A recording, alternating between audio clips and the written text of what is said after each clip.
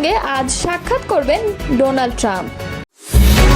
ইরানে মার্কিন হামলার উদ্দেশ্য সরকার বদল করা নয়, এমনটাই মন্তব্য করেছেন পেন্টাগন। আওয়ামী বিএনপি একই চরিত্রের, মুফতি ফয়জুল করিম। সাবেক এমপি সাবিনা আক্তার তুহিন গ্রেপ্তার। এতক্ষণ শুনছিলেন সংবাদ শিরোনাম, এবারে বিস্তারিত। হোয়াইট হাউসের ওভাল অফিসে জাতীয় নিরাপত্তা দলের সঙ্গে স্থানীয় সময় সোমবার বিকেলে সাক্ষাৎ করবেন মার্কিন প্রেসিডেন্ট ডোনাল্ড ট্রাম্প। স্থানীয় সংবাদ মাধ্যমের বরাতে এক প্রতিবেদনে এ তথ্য জানিয়েছে কাতার ভিত্তিক সংবাদ মাধ্যম আল জাজিরা। সংবাদ মাধ্যমের খবর অনুযায়ী সোমবার বিকেলে হোয়াইট হাউসের ওভাল অফিসে মার্কিন প্রেসিডেন্ট তার জাতীয় নিরাপত্তা দলের সঙ্গে দেখা করবেন। ইরানের পারমাণবিক স্থাপনায় মার্কিন হামলা এবং ডোনাল্ড ট্রাম্পের তেহরানকে দিক পরিবর্তন না করলে শাসন ব্যবস্থা পরিবর্তনের হুমকি দেওয়ার পর এই বৈঠক অনুষ্ঠিত হতে যাচ্ছে। এদিকে সংবাদ মাধ্যম সিএনএন জানিয়েছে, ট্রাম্পের প্রাথমিকভাবে সোমবার হেগে ন্যাটো শীর্ষ সম্মেলনে যোগদানের কথা ছিল, কিন্তু এখন মঙ্গলবারে তিনি রওনা হবেন। শনিবার ইরানের 3টি পারমাণবিক স্থাপনায় বিমান হামলা চালিয়েছে যুক্তরাষ্ট্র। পরে প্রেসিডেন্ট ট্রাম্প নিজেই ঘোষণা দেন যে তার দেশ ইরানের 3টি পারমাণবিক স্থাপনায় সফল হামলা সম্পন্ন করেছে। স্থাপনাগুলো হলো ফোর্দো, নাতাঞ্জ ও ইস্পাহান। নিন্দা জানিয়ে এই হামলাকে জঘন্য কাজ বলে আখ্যায়িত করেছে ইরান। দেশটির পারমাণবিক সংস্থা জানিয়েছে, ইরানের গুরুত্বপূর্ণ 3 পারমাণবিক স্থাপনায় শত্রুর হামলা আন্তর্জাতিক আইন লঙ্ঘন করেছে, বিশেষ করে নিউক্লিয়ার নন প্রলিফারেশন চুক্তি। ইরানের 3টি পরমাণু কেন্দ্র লক্ষ্য করে হামলা চালিয়েছে যুক্তরাষ্ট্র। একদিন আগেই রাতের আধারে দেশটির ফোর্দো, নাতাঞ্জ আর ইস্পাহানের পারমাণবিক স্থাপনায় যুক্তরাষ্ট্র এসব হামলা চালায়। তবে মার্কিন এই হামলার উদ্দেশ্য ইরানের সরকার বদল করা নয় বলে জানিয়েছেন যুক্তরাষ্ট্রের প্রতিরক্ষা দপ্তর পেন্টাগনের প্রধান। তার মতে, মার্কিন হামলার লক্ষ্য ছিল শুধুমাত্র ইরানের পরমাণু হুমকি ঠেকানো, সরকার পরিবর্তন নয়। সোমবার এক প্রতিবেদনে এই তথ্য জানিয়েছে বার্তা সংস্থা আনাদুলু। বার্তা সংস্থাটি বলেছে, ইরানের পারমাণবিক স্থাপনাগুলোতে মার্কিন বাহিনীর হামলার লক্ষ্য ছিল শুধুমাত্র পরমাণু হুমকি ঠেকানো, সরকার পরিবর্তন নয় বলে মার্কিন প্রতিরক্ষামন্ত্রী পিট হেগসেট রোববার এক সংবাদ সম্মেলনে জানিয়েছেন। তিনি বলেন, এই অভিযানের উদ্দেশ্য কখনোই সরকার পতন ছিল না, এখনও না। সংবাদ সম্মেলন তার সঙ্গে ছিলেন জয়েন্ট চিফস অফ স্টাফ এর chairman air force general Dan Kane. এর আগে প্রেসিডেন্ট ডোনাল্ড ট্রাম্পের অনুমোদনে মার্কিন বাহিনী ফোর্দো, নাতাঞ্জ ও ইস্পাহান এ অবস্থিত ইরানের 3টি গুরুত্বপূর্ণ পারমাণবিক স্থাপনাকে লক্ষ্য করে নির্ভুল ও পরিকল্পিত হামলা চালায়। হেগসেট বলেন, এই হামলা যুক্তরাষ্ট্র ও মিত্র ইসরায়েলের স্বার্থ রক্ষা এবং আমাদের সেনাদের সুরক্ষা নিশ্চিত করতে চালানো হয়েছে। তিনি বলেন, ইরানের পারমাণবিক কর্মসূচিকে কার্যত ধ্বংস করে দেওয়া হয়েছে। তিনি এটিকে দুঃসাহসী ও বুদ্ধিদীপ্ত পদক্ষেপ হিসেবে বর্ণনা করে বলেন, এটি প্রমাণ করেছে যুক্তরাষ্ট্রের হুমকি কেবল কথা নয়, কাজেও রূপ নয়। হেগসেট নিশ্চিত করেন, হামলার লক্ষ্য ইরানি সেনা বা জনগণ ছিল না, কেবলমাত্র ইরানের পরমাণু সক্ষমতাকে ধ্বংস করাই ছিল উদ্দেশ্য।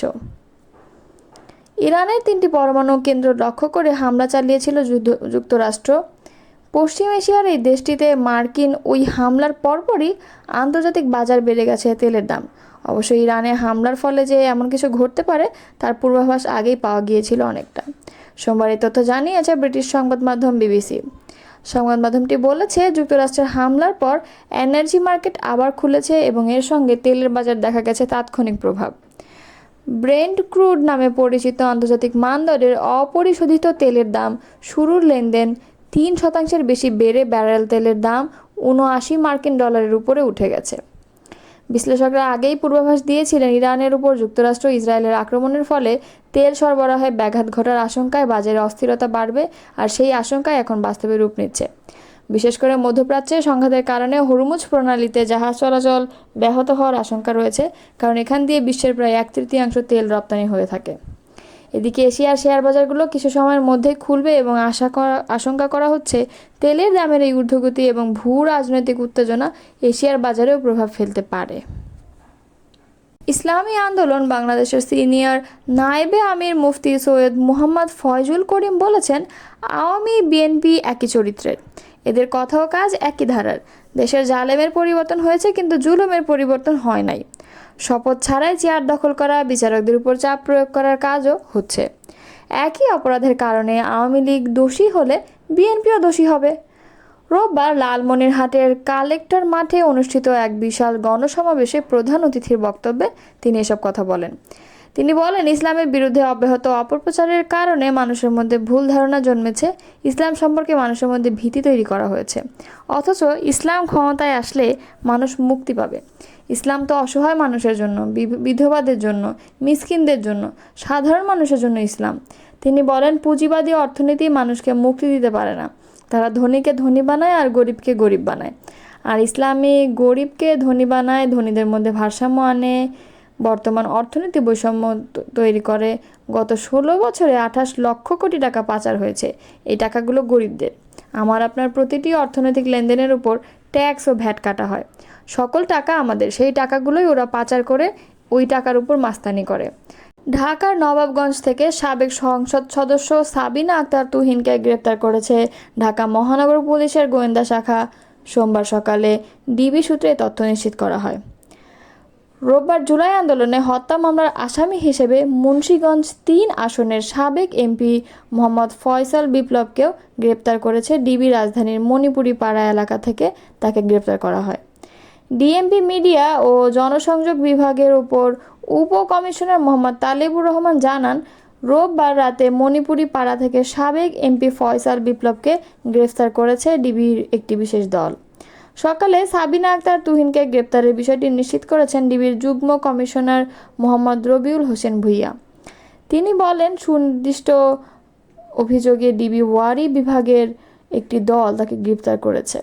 ডিবি সূত্র জানায়, সাবিনা আক্তার তুহিনের বিরুদ্ধে একাধিক অভিযোগ রয়েছে, যার মধ্যে দুর্নীতি, রাজনৈতিক সহিংসতা, উস্কানি ও সরকারের বিরুদ্ধে ষড়যন্ত্রমূলক কর্মকাণ্ডে সংশ্লিষ্টতার অভিযোগ রয়েছে। এসব অভিযোগের ভিত্তিতেই তাকে নবাবগঞ্জ এলাকা থেকে গ্রেপ্তার করা হয়। তুহিন ও বিপ্লব দুজনেই একটি সাম্প্রতিক রাজনৈতিক সহিংসতা ও হত্যা মামলায় সন্দেহভাজন হিসেবে আইন শৃঙ্খলা বাহিনীর নজরদারিতে ছিলেন। বিশেষ করে ফয়সাল বিপ্লবের বিরুদ্ধে চলমান জুলাই আন্দোলনের সময় সহিংসতা ও হত্যাকাণ্ডে প্রত্যক্ষ ভূমিকা থাকার অভিযোগ রয়েছে। এই গ্রেপ্তারকে কেন্দ্র করে সংশ্লিষ্ট রাজনৈতিক মহলে উত্তেজনা সৃষ্টি হয়েছে। গ্রেপ্তারদের আইনজীবীরা বলছেন, এটি রাজনৈতিক প্রতিহিংসা। ডিবি কর্মকর্তারা জানিয়েছেন, গ্রেপ্তারকৃতদের রিমান্ডে নিয়ে জিজ্ঞাসাবাদ করার আবেদন করা হবে এবং তদন্তে পাওয়া তথ্য অনুযায়ী আরও অভিযুক্তদের গ্রেপ্তার অভিযান চালানো যাবে।